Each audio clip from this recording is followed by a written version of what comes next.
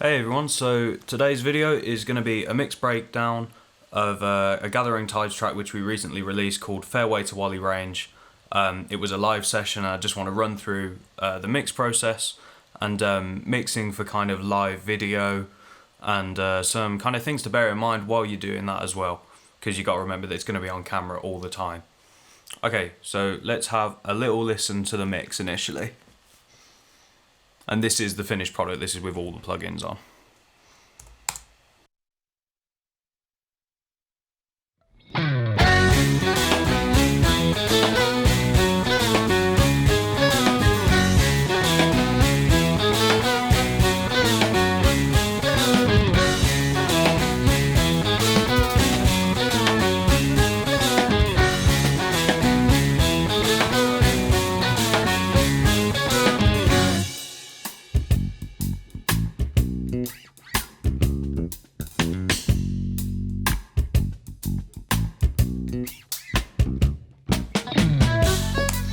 So as we can hear, it's quite a punchy mix, loads of bottom end in it, quite crispy in the top end as well, but overall I feel like it's quite saturated, it's got a lot of punch to it.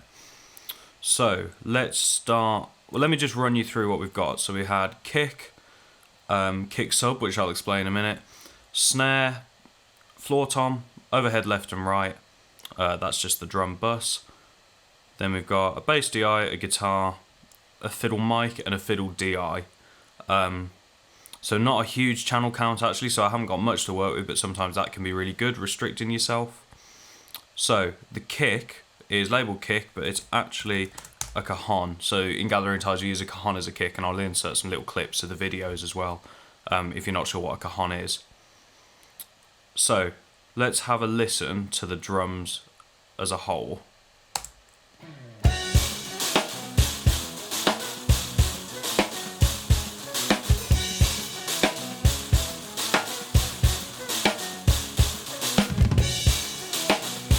And as you can hear with the kick, you're not getting so much attack, it's more of kind of a hollow, woody, kind of open sound.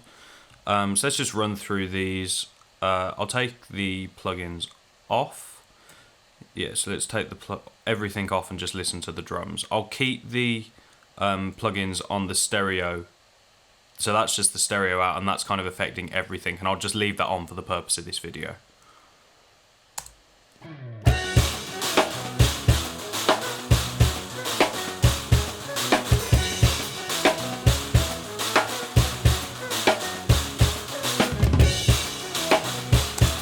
Okay, so let's start with the kick. Just turn my drum group off.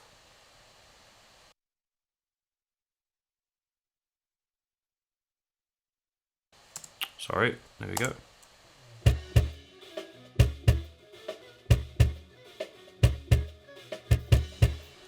And inside the kick is a Short Beta 91A, which is a flat boundary mic. It's a condenser and it's got loads of kind of click and attack, which can be quite nice on cajon actually, because it's kind of lacking that. So what we used on this was the Virtual Mix Rack by Slate Digital, and we're not really over affecting, I can't think of the word, over affecting the kick too much, over processing, that's the word. We're not kind of doing too much of that really, we're trying to keep it as natural as possible.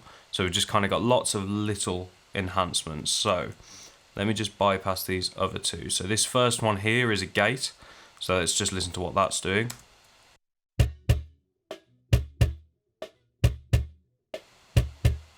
I'll turn it off. And back on. So we're getting a little bit of the snare top through, but I'm not too worried about that. The next thing in the signal chain is this distressor emulation. So we've got a 4:1 ratio, fairly quick attack actually, and a kind of moderate release. So let's have a listen with that in.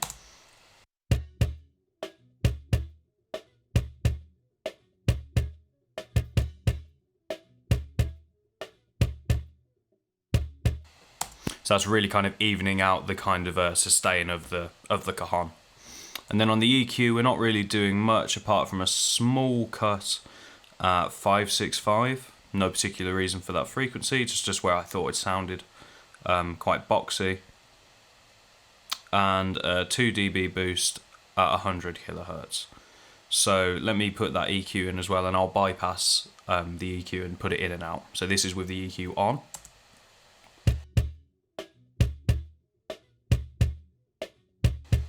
And off.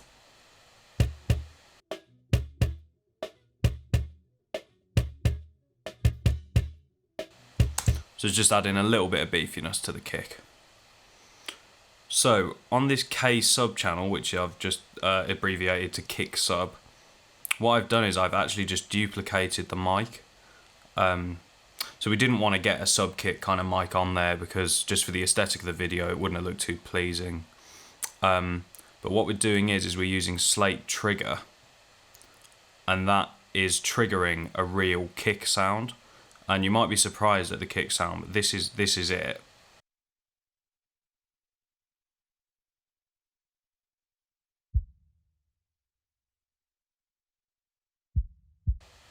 So that's the kick sound there. But what we're doing, yeah, there it is. Sorry, the plugin was having a moment. So that's obviously quite a metal kick and it's got loads of attack to it. But then I'm using a one band EQ, just the Pro Tools one, to cut down to about 100 Hertz. And then I'm using the virtual mix rack again just to compress and EQ even more. So what we're actually getting is like a sub kick sound.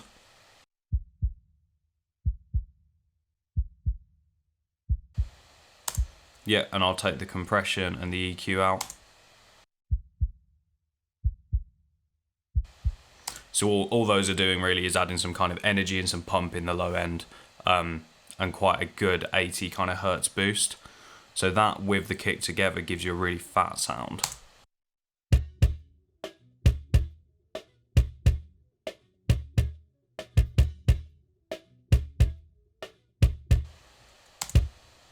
Nice. So onto the snare. Snare in general, I really liked the tuning of it. It had quite a nice woody sound, but it was lacking a little bit of body for me. So I'm not scared to admit that we used a sample on top of it. There's nothing wrong with that at all. So yeah, let's have a look. So again, we're using Trigger 2 by Slate. So this is it without the sample.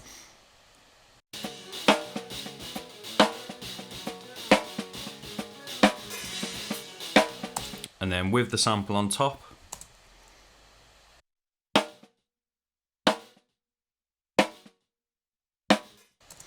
And the sample actually sounds like this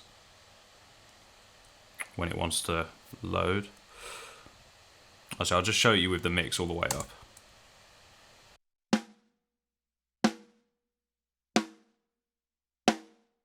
So I had that at about 30%, something like that, 33 I think it was. And yeah, just blended in, that kind of gives the snare a little bit more body. Then we've got the virtual mix rack on that again. And what that's doing is we've got a Neve kind of style preamp, and that's kind of just adding a little bit of crunch to the top end. Well, not to the top end, just to the sound as a whole. Really kind of driving it and giving it quite an aggressive kind of tone.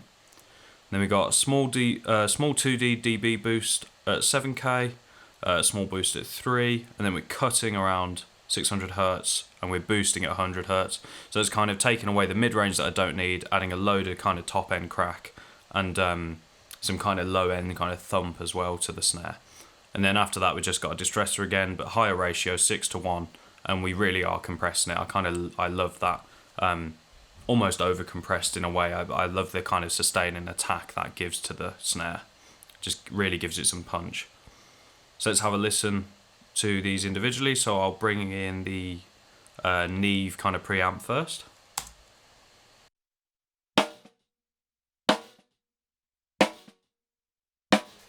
And then with it off. And then on.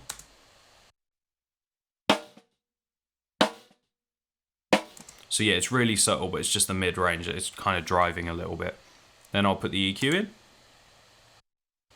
So this is off and in.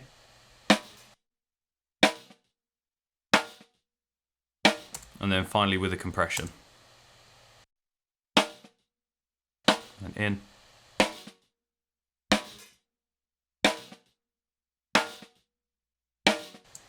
Great. So next up was the floor tom. So we've got the floor tom pan to the right. I always pan from drummer's perspective, even if it's a live video. Somehow I really can't get on with seeing, hearing my floor tom on the left. It's just my preference. There's no right or wrong answer. So we've got this EQ up, and we are cutting, what we do, we're cutting 348 around here, and we're kind of boosting the top 3.2 kilohertz. And we're also adding a little bit of resonance actually at 83 hertz, which is kind of going to give us our stereotypical tom sound of big low end, nice attack, but kind of cutting some of those kind of honky mid sounds. So let's have a listen to the floor tom. Let me just find you a little passage. I'll loop a little bit actually.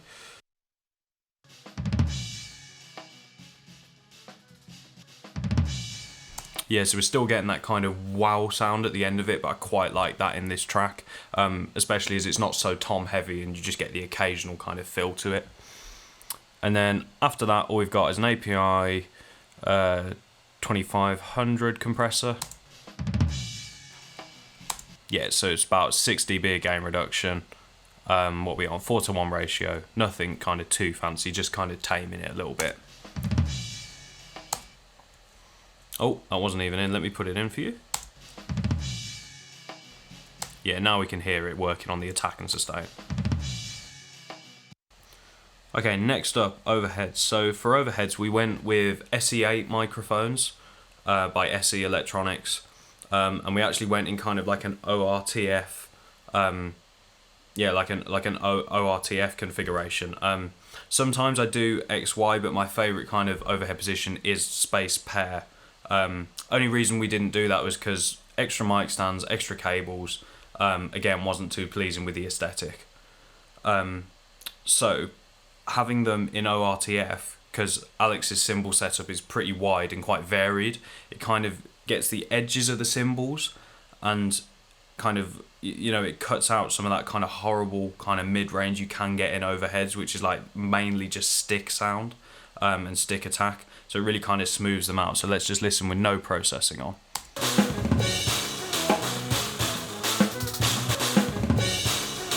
Sorry, I'll stop looping a bit as well. Let's go from here.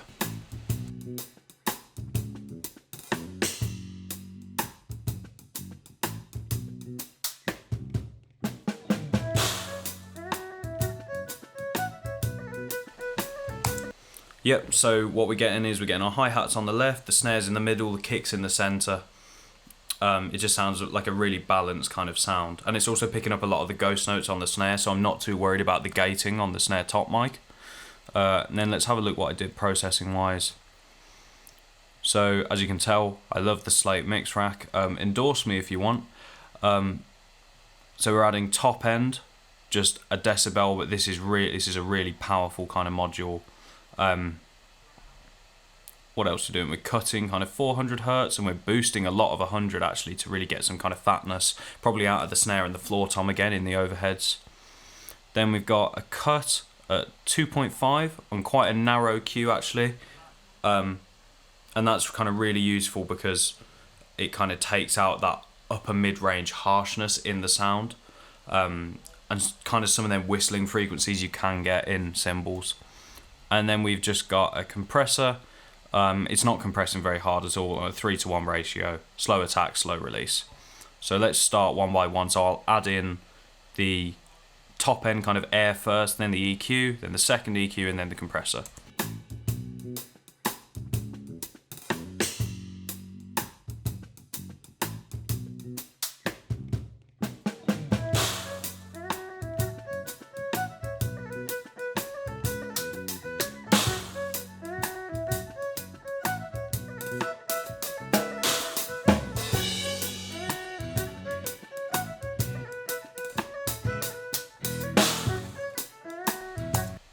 Okay, cut that bit out, Sam. So I'll add in the top end air EQ first, then the API kind of EQ, the SSL EQ, so we've got 3 EQs going on, and then the compressor at the end.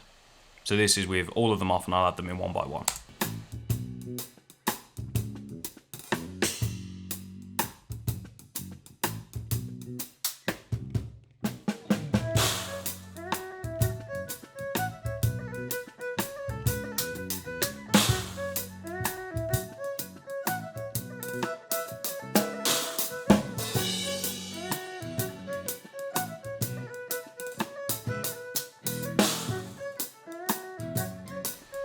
So as you can hear, the compressor's only really working on some of the harder snare and stack hits.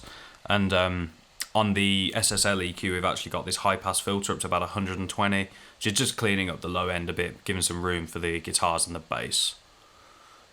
Then after that, what else have we got? Again, just re-ensuring that we've got our low end filtered out, and we're taking out some of the kind of ugly kind of mid-range at about 400. So let's hear that with that in.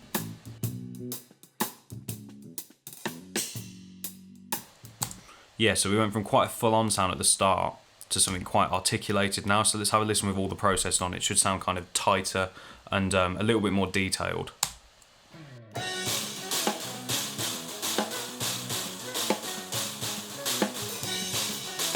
And let's just compare that to with them off.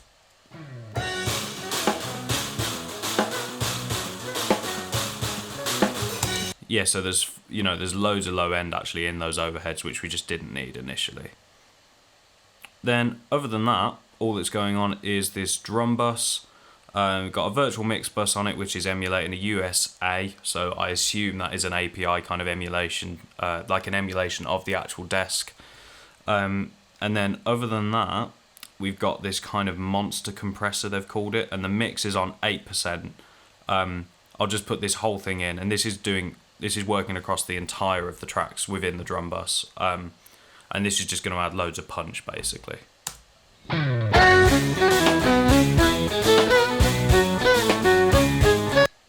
me just mute my fiddle DI, that was strange. Oh, right, okay, here we go.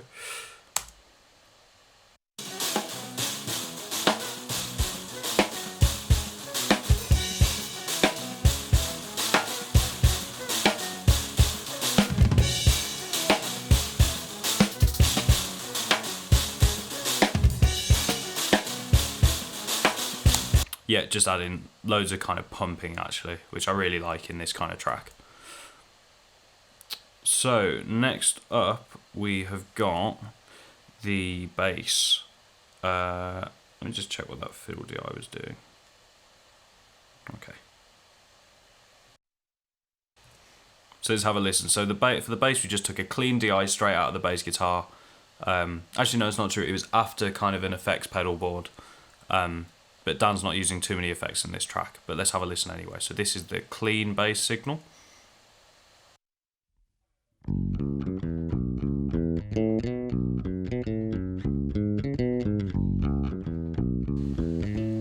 Yeah, really solid low end, nice attack on the top, plenty of finger noise as well, which I quite like. Haven't gone over the top with the bass, so we've just got this Hollywood, don't know what that means, Hollywood kind of preamp, adding a little bit of saturation.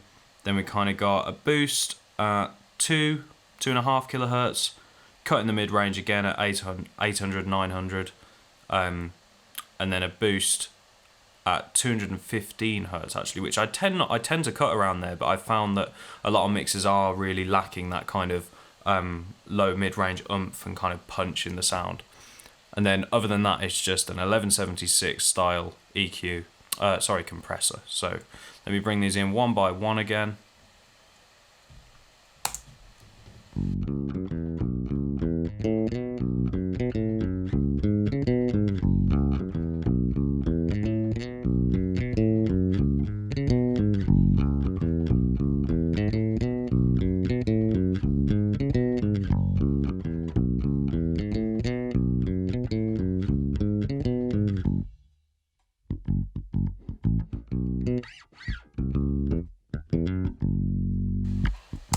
Yep, the preamp is kind of adding quite a lot of character to the bass sound actually, and the EQ again filling out the sound, and the compressor's just kind of locking all that down together, and that's going to work really nicely with our drums. So let's have a listen to both.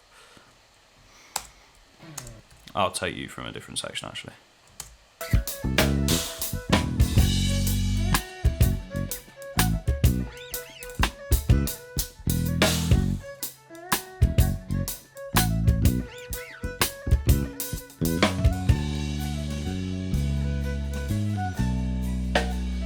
Yeah, really filling out the sound together, because the cajon doesn't really have a lot of low end naturally. And just for the style of the track, I felt like the bass really needed something about it in the low end, pumping the song.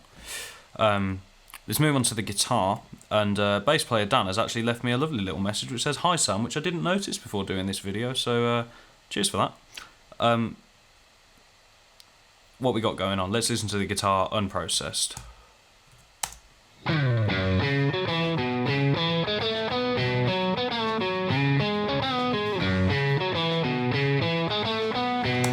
Yeah, great isolation, right up against the speaker.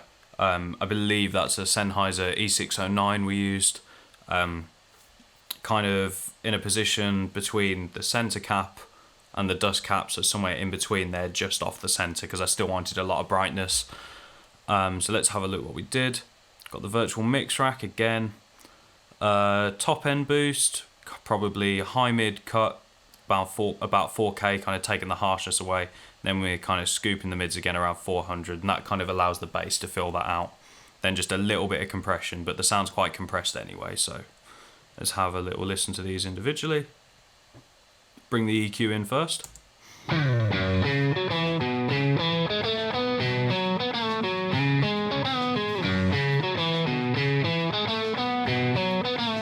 Yeah, so it's only subtle, it's just adding a bit of top end and clearing out some of the low sub as well. And then the compression.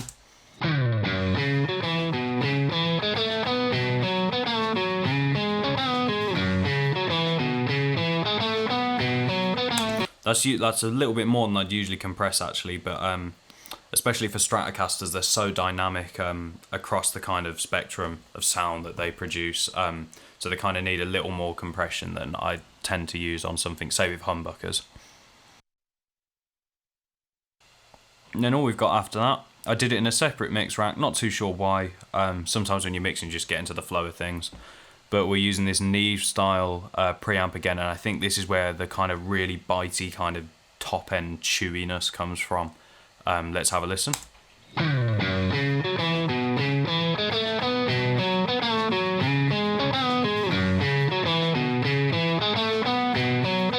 You can actually hear it kind of cracking up in the top end, but I really love that. It gives it loads of character. So let's have a listen so far. Guitar, drums, and bass. Bass. That's an Adam Neely reference, if you didn't get that.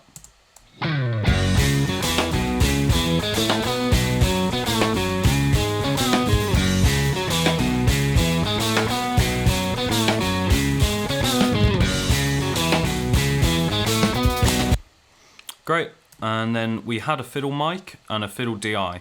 So fiddle mic wasn't worth using, in all honesty. We chucked it up. I do prefer the sound of a fiddle or a violin with a mic, obviously, but for the live session, it wasn't working. There was so many cymbals in there and snares and guitar, and it was full of bass, and just sometimes you got to know when just to not use it. So it's muted, the fader's down. We're not going to use it at all. So we've got the fiddle DI. So let's have a listen to that. Oh, that was quite loud, wasn't it? Let's go from here.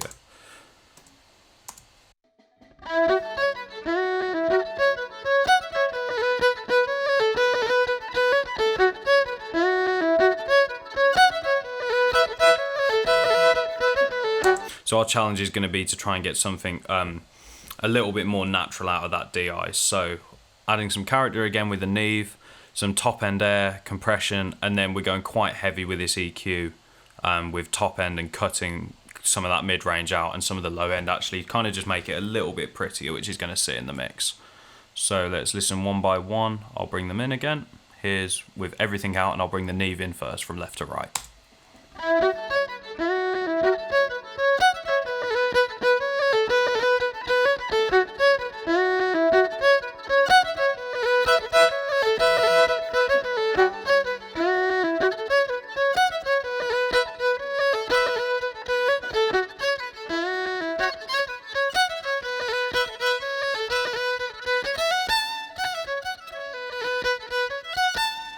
So yeah, obviously on its own it sounds a little bit unnatural, if we're just being honest here, but in the mix it kind of really works and sits with the rest of the band. that compressor is really squashing it down and keeping the dynamics, because again, fiddles, especially on a DI, are incredibly dynamic. But the mix is down a little bit to 69%. So yeah, let's just have a listen with that in, with a full band. I'm just going to mute the reverb for now because I haven't spoke about it yet. Oh, sorry. No, we've also got the Waves F6, which I forgot to mention. This is a great little tool on kind of anything to do with strings, because it's a dynamic EQ, so you can compress at certain frequencies. So let's see what's going on.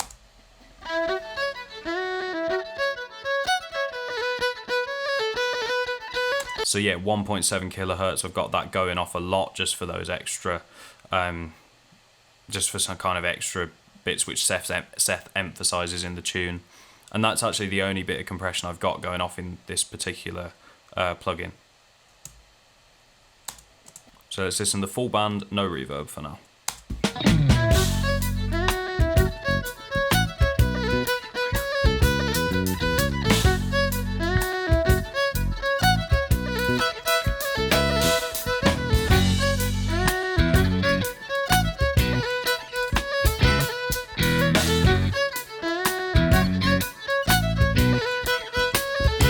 So it's really starting to fit together now. I think it sounds like a band, kind of getting a little bit of room sound in there as well, but I've enhanced that with some reverb. So we are using IRL, and this is the full version.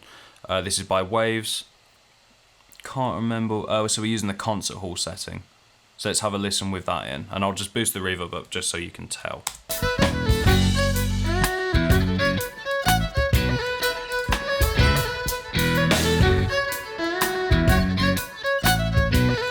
So just so I knew the venue that we'd be recording this in, that's kind of a similar-ish reverb time and kind of acoustic to the room we were recording in. If anything, it's a little bit longer, but if that's what sounds most pleasing at the end, then that's fine. Just do what sounds best.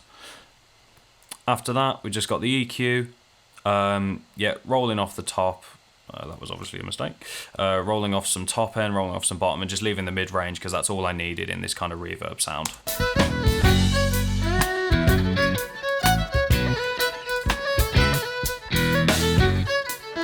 And all that's being sent to that is the drums as a whole. I don't mind doing that. I really like a bit of reverb on the kind of, on my kick sound actually. I really think it ties the whole room together.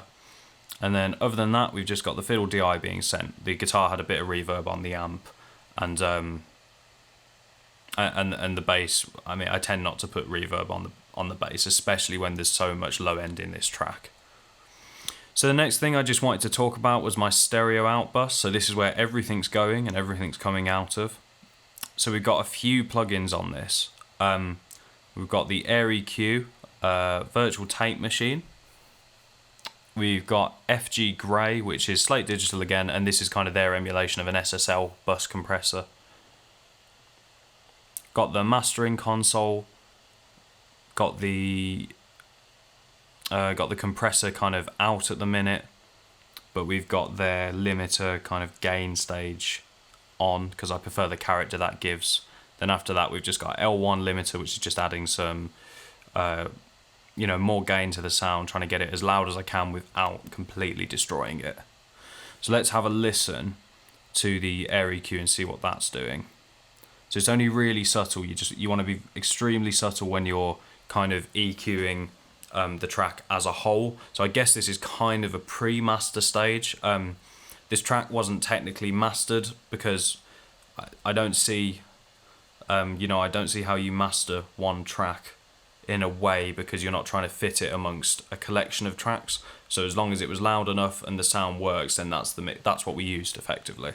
So let's have a listen. I'll bypass first. Let me just I'll just leave these two on for you just so we can still have the same level.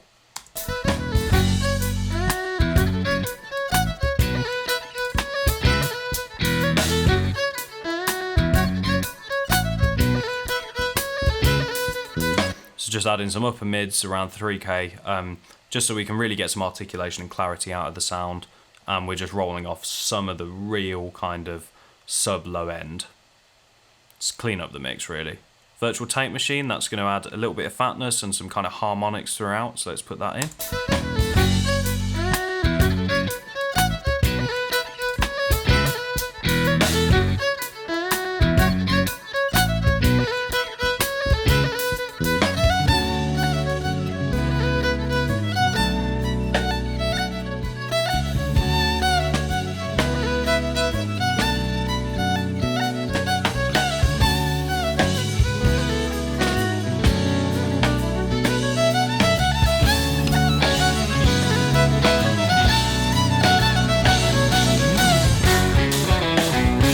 Yeah, so it's really peaking on some of the loud bits, but that's great. It's just breaking up and it sounds nice in my opinion. And then let's just listen to the bus compressor, see what that's doing.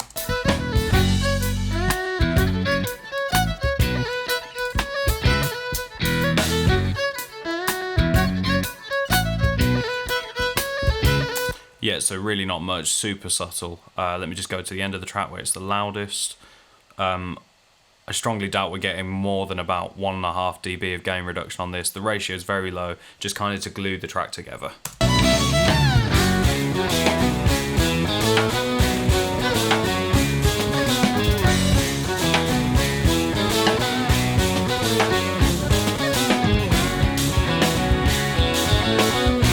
Yeah, super subtle.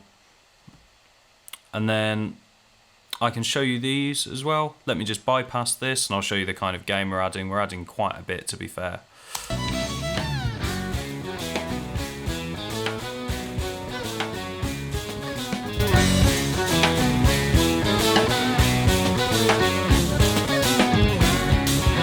And then L1 limiter just tying all that together.